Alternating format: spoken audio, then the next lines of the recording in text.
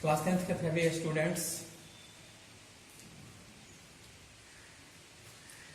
आपको पता है कि आपके रूटीन में आज केमिस्ट्री होगा, लेकिन हम फिजिक्स पढ़ाने जा रहे हैं क्योंकि कल फिजिक्स का एक बहुत छोटा सा भाग हम बताए थे और फिर अगले सप्ताह तक फिर दिमाग से वो थोड़ा सा निकल जाता है। इसलिए हम फिर उसको रिपीट कर रहे हैं ताकि आपको फिर से फिजिक्स दिमाग में रहे। और केमिस्ट्री का जो दूसरा लेसन स्टार्ट करने जा रहे थे हम, शायद वो आपके सिलेबस से हटा दिया जाएगा, क्योंकि आज आप लोग पढ़े होंगे, आज का नोटिस है कि स्कूल के सिलेबस को छोटा किया जाएगा। इसलिए आपको घबराने की जरूरत नहीं है कि आपको पढ़ाई नहीं हो रही है तो हमारे ऊपर पूरे सिलेबस का बोझ रहेगा। ऐसा नहीं है, कोई भी सरकार या संस्था ऐसा नहीं कर सकती है जिससे कि आपको पूरे सिलेबस का बोझ हो। हम वो बता देंगे सब चीज।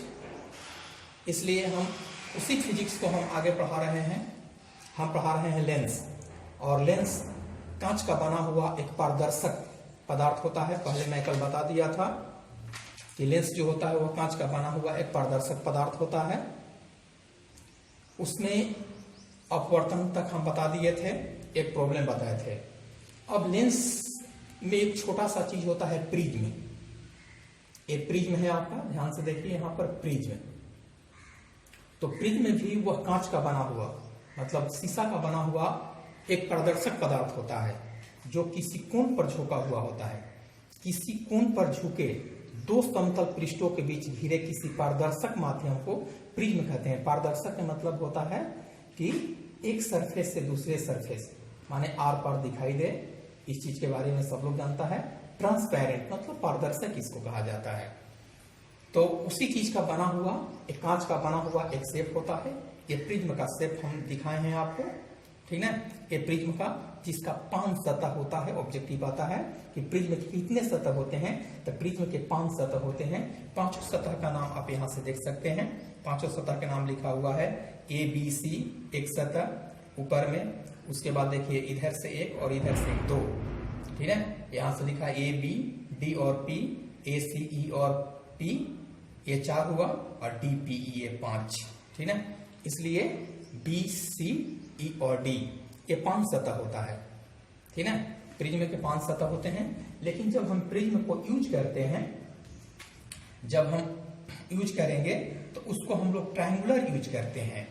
प्रिज्म को जब यूज करेंगे हम लोग तो ट्रायंगुलर इस तरह से हम लोग यूज करके प्रिज्म का कोई काम करते हैं। हमेशा प्रिज्म को हम ऐसे नहीं बनाते हैं, लेकिन रियल शेप जो होता है प्रिज्म का ही होता है, जो एक कोण पर झुका हुआ, देखिए यहां पर है, और एक सतह ये किसी कोण पर झुके हुए 2 समतल पृष्ठ। देखिए तो एक समतल पृष्ठ ए बी सी को मानता है और एक समतल पृष्ठ डी पी ई को मानता है। जब आप प्रिज्म देखेंगे, ठीक है, तो आपको समझ में आ जाएगा। ये ट्रांसपेरेंट होता है। स्टोन वगैरह में आप देखे होंगे उस शेप का, बहुत सारे बच्चे उसको देखा है, ठीक है। ये हो गया। तो यहाँ पर ये प्रिज्म है। प्रिज्म के 5 सतह, 5 सतह का यहाँ नाम लिखा हुआ है। अब हमको इसमें पढ़ना है अपवर्तन, क्योंकि हम पढ़ रहे हैं प्रकाश का अपवर्तन। तो प्रकाश का अपवर्तन जो हम पढ़ रहे हैं वो किसी ग्लास में पढ़ रहे हैं, मतलब एक पारदर्शक माध्यम में। तो प्रिज्म से होकर प्रकाश के अपवर्तन एक टॉपिक है। प्रिज्म से होकर प्रकाश के अपवर्तन मतलब कि प्रिज्म से कोई रे यदि गुजरता है तो वह दूसरे माध्यम को कैसे पार करता है। तो देखिए एक डायग्राम यहाँ दिख रहा है, आपको लगता होगा कि ये बहुत बड़ा डायग्राम है, ठीक है, बहुत बड़ा डायग्राम है। सही में डायग्राम थोड़ा सा कॉम्प्लेक्स लग रहा है, लेकिन नहीं, हमको रे डायग्राम ही बनाना है। देखिए हम लोग कैसे बनाते हैं, हम एक कागज पर बनाते हैं। आप ध्यान से देखेंगे इसको कैसे हम बनाए थे। प्रिज्म से होकर प्रकाश के अपवर्तन को कैसे, प्रिज्म से होकर प्रकाश के अपवर्तन। थोड़ा सा फिजिक्स है, पहले मैं बताया था कि ये फिजिक्स जो है आपको फिगर वाला चीज है, ठीक है, थोड़ा सब्र से पढ़ना है। देखिए हम कैसे बनाए थे, आप ध्यान से देखेंगे। मैं बताया था कि प्रिज्म को हम लोग ट्रायंगुलर यूज करते हैं। देखिए ए एक ट्रायंगुलर, एक प्रिज्म हो गया, ये मान लेते हैं प्रिज्म है ए बी और ए सी, ए प्रिज्म है, ठीक है। एक सतह ए बी हुआ, दूसरा सतह ए सी हुआ और इसका आधार बी सी हुआ। हमको दिखाना है प्रकाश का अपवर्तन। देखिए तो एक रे यहां से हम सेंड करते हैं, एक रे यहां से एक माध्यम आता है, थोड़ा सा झुक करके ये इसमें जाएगा, ठीक है, यहाँ माध्यम आ गया, फिर यहां से थोड़ा झुक करके ये नीचे की तरफ, अर्थात 3 रे। यहां से देखिए एक रे हो गया, यहां से एक माध्यम हुआ जो अलग कर रहा है, यहां से थोड़ा सा रे झुकेगा नीचे की ओर, फिर एक माध्यम आएगा और फिर एक नीचे की ओर चला जाएगा। ये 3 रे। इसके बाद क्या करते हैं, अपवर्तन हो गया, प्रिज्म के अंदर जो है वो अपवर्तन दिखा दिए, माने रे जो इंसिडेंट किए थे वो बाहर निकल गया। तो एक प्रिज्म में अपवर्तन होता है, जैसे ही यहां से माध्यम पार करेगा ये झुकेगा और ये माध्यम पार करेगा, तो ये तीनों रे का अलग अलग नाम है। आप देखिए इसमें एक चीज हम बताते हैं, इस रे को डॉटेड से आगे बढ़ाते हैं, यानी जो ए रे है आपका, जिसको आपतित किरण कहते हैं, उसको हम आगे बढ़ाते हैं, और जो निर्गत किरण है उसको हम उसी डायरेक्शन में पीछे बढ़ाते हैं। देखिए आपतित किरण को आगे बढ़ाए हैं और निर्गत किरण को पीछे बढ़ाए हैं, और दोनों जहां पर कट रहा है ये दोनों के बीच में एक एंगल बनेगा, है ना, उसको हम लोग विचलन कोण कहते हैं। फिजिक्स में इसका नाम होता है विचलन कोण। इसको हम विचलन कोण कहते हैं, ठीक है।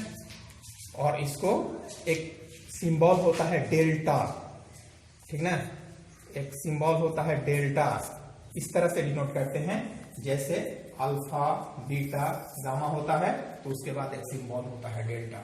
तो ये हो गया आपका पूरा डायग्राम, एक वीडियो के माध्यम से इसको बनाएंगे। अब आइए हम यहाँ पर आते हैं, सेम डायग्राम वही है। आपको यहाँ ए बी आपतित किरण जो है, बी सी, ए बी आपतित किरण है, बी सी अपवर्तित किरण तथा सी डी निर्गत किरण। यहाँ 3, यहां से एक लाइन है जो हम नहीं ड्रॉ किए हैं, आप वीडियो से देख लेंगे। यहां से ये जो लाइन होगा ये सी और डी होगा यहाँ से, ठीक है, वो झुका हुआ रहेगा, वो सी डी होगा।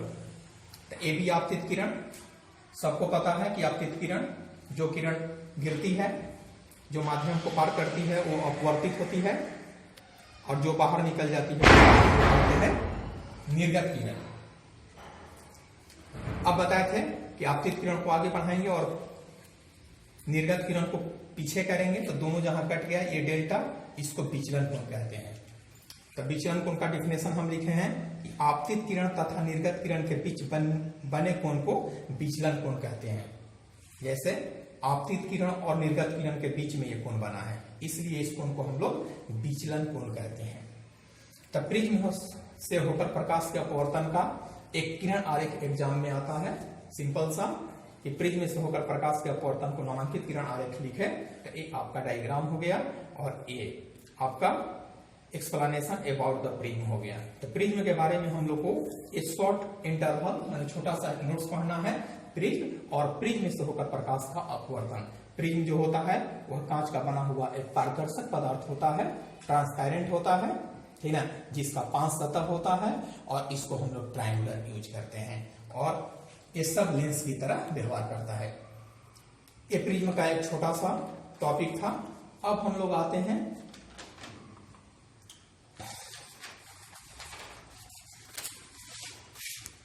अब देखिए,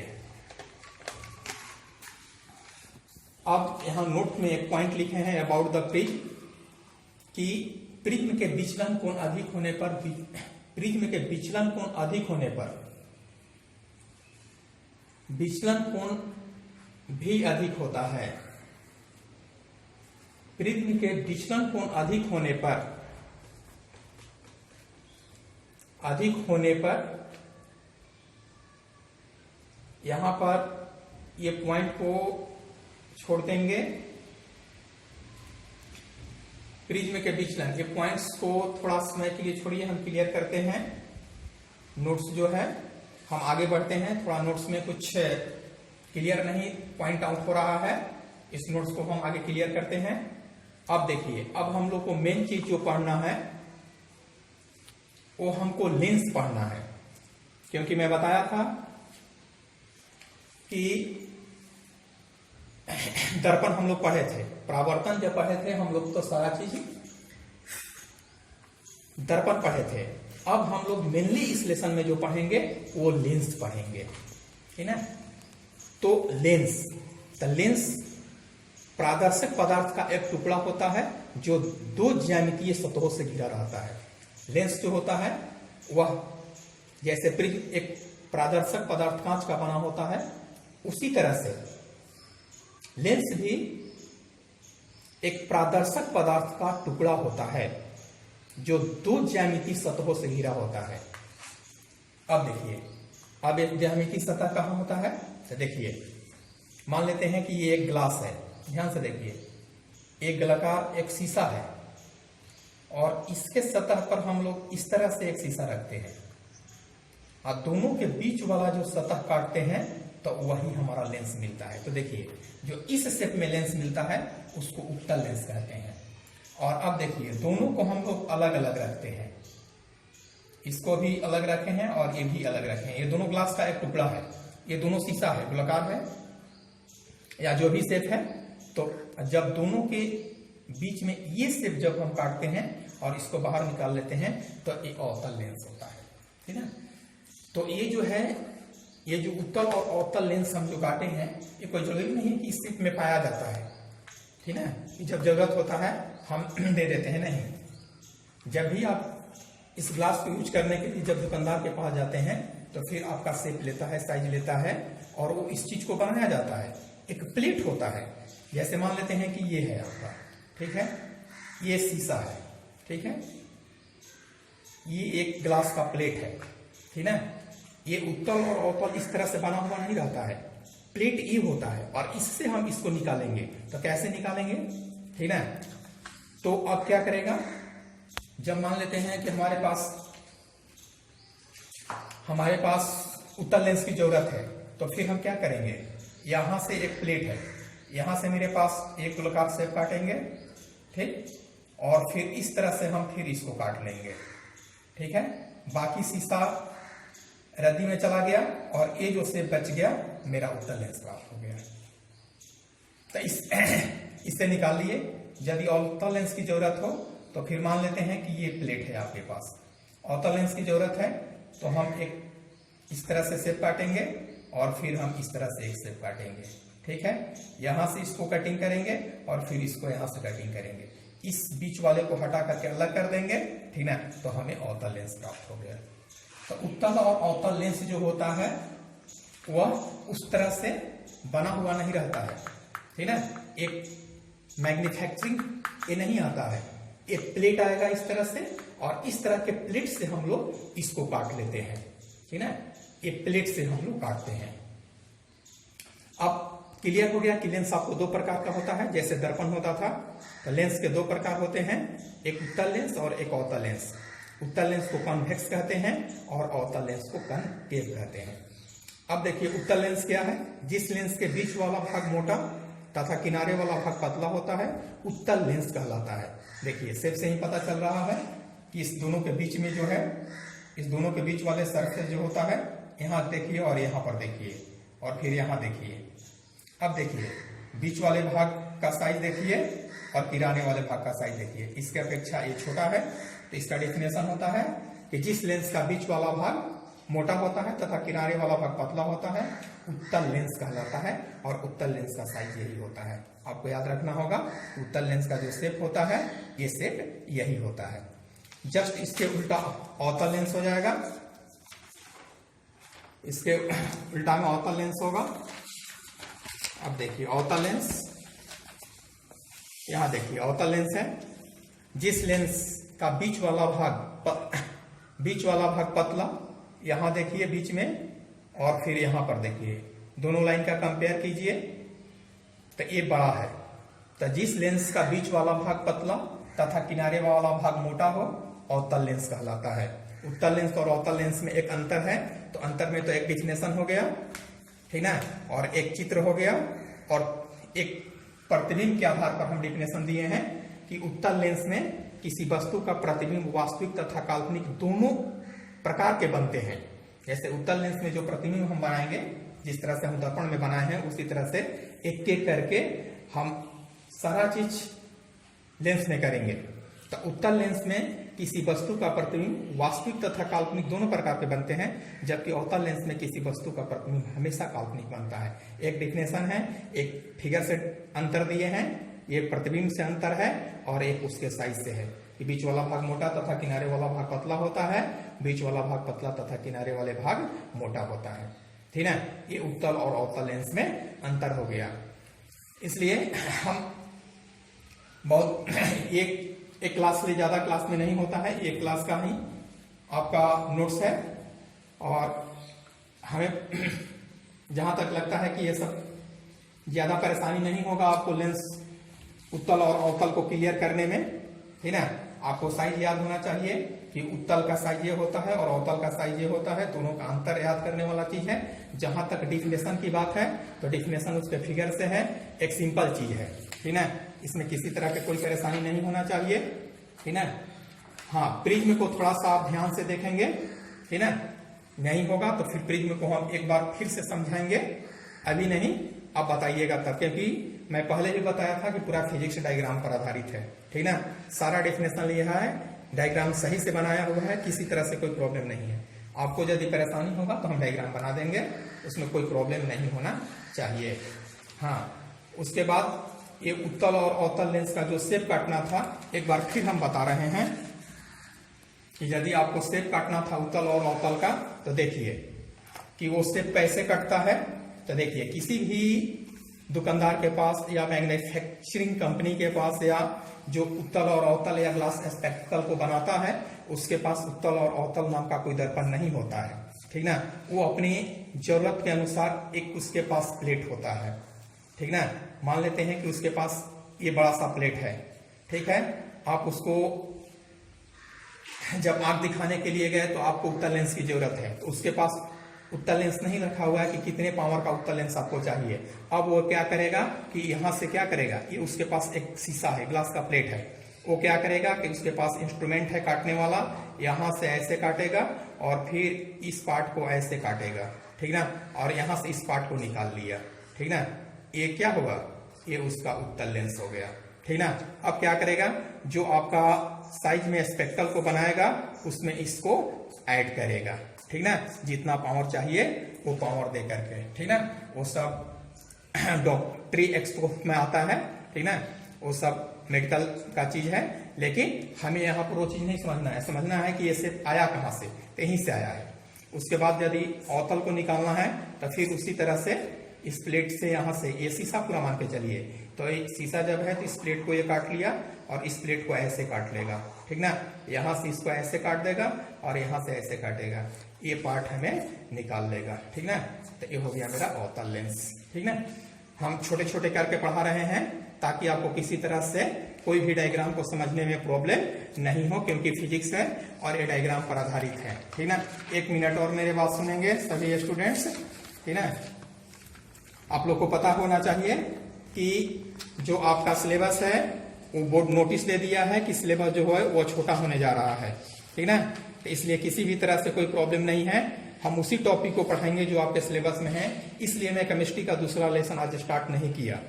जो आप लोग को केमिस्ट्री आज सिलेबस में रूटीन में होगा, तो केमिस्ट्री का दूसरा लेसन मेरे पास तैयार था, लेकिन मैं स्टार्ट नहीं किया, इसलिए कि केमिस्ट्री का दूसरा लेसन सिलेबस से काट दिया जाएगा। लेसन तीसरा रहेगा, पहला और तीसरा रहेगा, ठीक ना। अनुमानतः पहला, तीसरा और चौथा केमिस्ट्री का है, पहला, तीसरा और चौथा, यही जो है 3 लेसन केमिस्ट्री आपके सिलेबस में आ जाएगा। जबकि फिजिक्स में पूरा प्रकाश रहेगा और विद्युत का 1 लेसन रहेगा, ठीक है। मैथ में भी बहुत सारा टॉपिक है जिसको काट देगा, इसलिए अपने सिलेबस के बारे में कभी भी आप नहीं चिंता करेंगे कि हमारे पास बहुत सिलेबस है। जहां तक हिंदी, इंग्लिश, संस्कृत की बात है, ठीक ना, अनुमानतः वो भी बहुत सारा चीज कटेगा, ठीक ना। इसलिए आप जो भी पढ़े ध्यान से पढ़े, कम पढ़ें, ठीक ना, और घर पर रह करके आराम से नोट्स को तैयार करें, ठीक ना। सिलेबस के किसी भी तरह से कोई चिंता नहीं करें, इसलिए कि आज क्लियर है और ये चीज हो चुका कि सिलेबस को आपको छोटा कर दिया जाएगा, ठीक ना। इसलिए उसी चीज को पढ़ना है, ठीक ना, जो चीज आपका बाद में काम आए। और मान लेते आप पढ़े और वो कट गया तो फिर फायदा नहीं होगा, इसलिए वही चीज हम पढ़ाएंगे जो कटेगा सिलेबस से नहीं। Thank you all the students.